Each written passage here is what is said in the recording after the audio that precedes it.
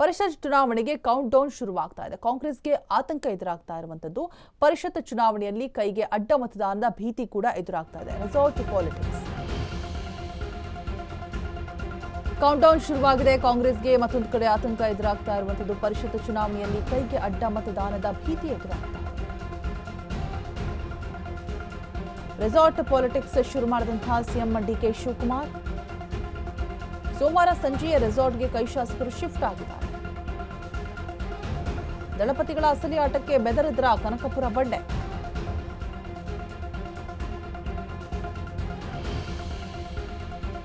ಪರಿಷತ್ ಚುನಾವಣೆಗೆ count down. ಕಾಂಗ್ರೆಸ್ಗೆ ಆತಂಕ ಎದುರಾಗ್ತಾ ಇದೆ.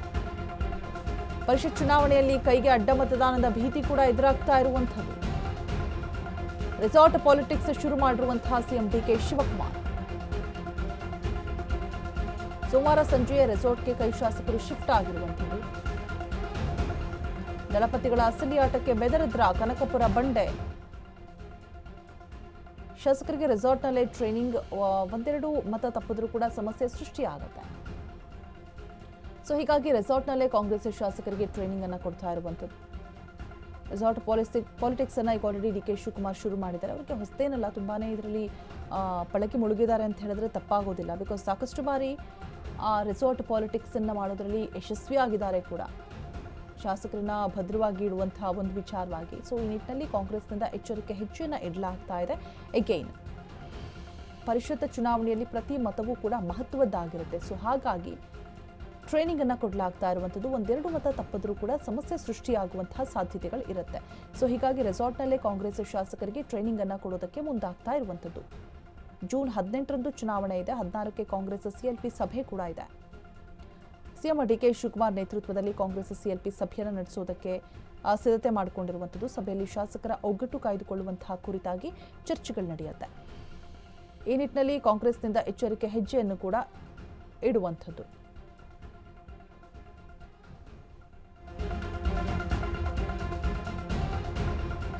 ವಿಧಾನ ಪರಿಷತ್ಗೆ 7 ಸ್ಥಾನ, ಕಣದಲ್ಲಿದ್ದಾರೆ 8 ಅಭ್ಯರ್ಥಿಗಳು. ಕಾಂಗ್ರೆಸ್ನ 4 ಮಂದಿ ಅಭ್ಯರ್ಥಿಗಳು ಗೆಲ್ಲೋದು ಖಚಿತ. 5ನೇ ಅಭ್ಯರ್ಥಿ ಗೆಲ್ಲಿಸುವ ನಿಟ್ಟಿನಲ್ಲಿ ಕೈಪಡೆ ತಂತ್ರಗಾರಿಕೆ ಕೂಡ. 1 ಸ್ಥಾನಕ್ಕಾಗಿ ಕಾಂಗ್ರೆಸ್ ಮತ್ತೆ ಜೆಡಿಎಸ್ ನಡುವೆ ಪೈಪೋಟಿ ನಡೀತಾ ಇದೆ. ಹೀಗಾಗಿ ಶಾಸಕರನ್ನ ಸೆಳೆಯುವಂತಹ ಪ್ರಯತ್ನ ಕೂಡ ನಡೀತಾ ಇದೆ. ಈ ಹಿನ್ನೆಲೆ ಶಾಸಕರನ್ನ ರೆಸಾರ್ಟ್ಗೆ ಕಳಿಸುವುದಕ್ಕೆ ನಿರ್ಧಾರ ಕೂಡ ಮಾಡಿರುವಂಥದ್ದು.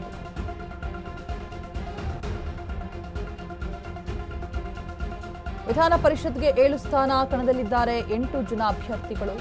ಕಾಂಗ್ರೆಸ್ನ 4 ಮಂದಿ ಅಭ್ಯರ್ಥಿಗಳು ಗೆಲ್ಲೋದು ಖಚಿತವಾಗಿದೆ ಕೂಡ.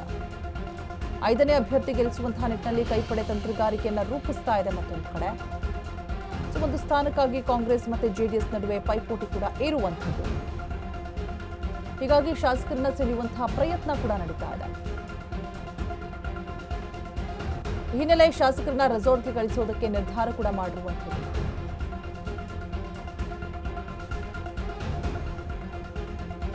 ವಿಧಾನ ಪರಿಷತ್ಗೆ 7 ಸ್ಥಾನ, 8 ಅಭ್ಯರ್ಥಿಗಳು ಕಣದಲ್ಲಿದ್ದಾರೆ.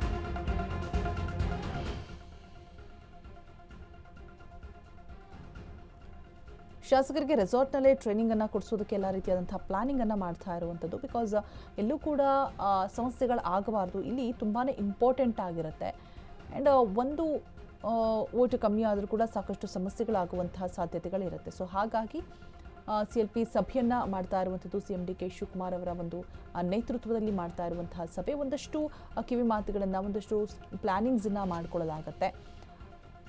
ರೆಸಾರ್ಟ್ನಲ್ಲೇ ಟ್ರೈನಿಂಗ್ ಅನ್ನು ಕೊಡೋದಕ್ಕೆ ಮುಂದಾಗ್ತಾ ಇರುವಂಥದ್ದು. ಪರಿಷತ್ ಚುನಾವಣೆಯಲ್ಲಿ ಪ್ರತಿ ಮತವೂ ಕೂಡ ಮಹತ್ವದ್ದಾಗಿರುವಂತಹ ಕಾರಣದಿಂದಾಗಿ ಒಂದೆರಡು ಮತ ತಪ್ಪಿದ್ರೂ ಕೂಡ ಸಮಸ್ಯೆ ಸೃಷ್ಟಿಯಾಗುತ್ತೆ. ಸೊ ಹಾಗಾಗಿ ರೆಸಾರ್ಟ್ನಲ್ಲೇ ಕಾಂಗ್ರೆಸ್ ಶಾಸಕರಿಗೆ ಟ್ರೈನಿಂಗ್ ಅನ್ನು ಕೊಡೋದಕ್ಕೆ ಮುಂದಾಗ್ತಾ ಇರುವಂಥದ್ದು.